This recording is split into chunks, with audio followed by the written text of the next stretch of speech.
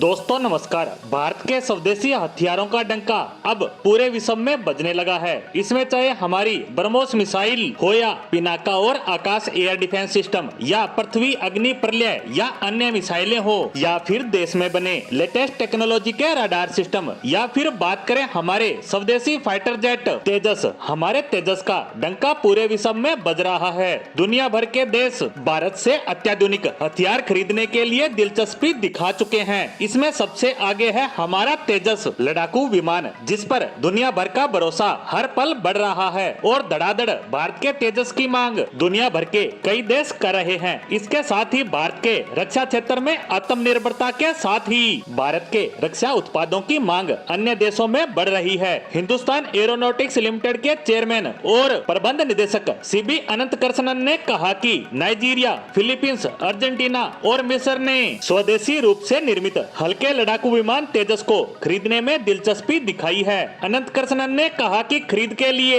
इन देशों से बातचीत चल रही है। एचएएल प्रमुख से जब पूछा गया कि अगर बातचीत सफल हो जाती है तो भारत अर्जेंटीना को तेजस की आपूर्ति कैसे कर पाएगा, क्योंकि विमान के कुछ कल पुर्जे ब्रिटेन से मंगाए जाते हैं। इस पर कृष्णन ने कहा कि इस सूरत में इसका भी रास्ता निकाल लिया जाएगा। बता दें कि साल 1982 में फॉकलैंड युद्ध के बाद इंग्लैंड ने अर्जेंटीना को सैन्य साजो सामान की बिक्री पर प्रतिबंध लगा दिया था, खासकर ऐसे साजो सामान पर जो ब्रिटेन में निर्मित है। ब्रिटिश प्रतिबंधों को देखते हुए ये माना जा रहा है कि अर्जेंटीना को तेजस की आपूर्ति की सूरत में ब्रिटेन से खरीदे जाने वाले कल पुर्जों की आपूर्ति भारत के लिए मुश्किल भरा हो सकता है। इस साल जुलाई में अर्जेंटीना के रक्षा मंत्री ने रक्षा औद्योगिक साझेदारी बढ़ाने के लिए भारत का दौरा किया था। एचएएल का अर्जेंटीना की वायुसेना के साथ समझौता हुआ था कि भारत उसे 2 टन क्लास के हेलीकॉप्टर बनाकर देगा, साथ ही स्पेयर पार्ट्स और सर्विस भी प्रोवाइड करवाएगा।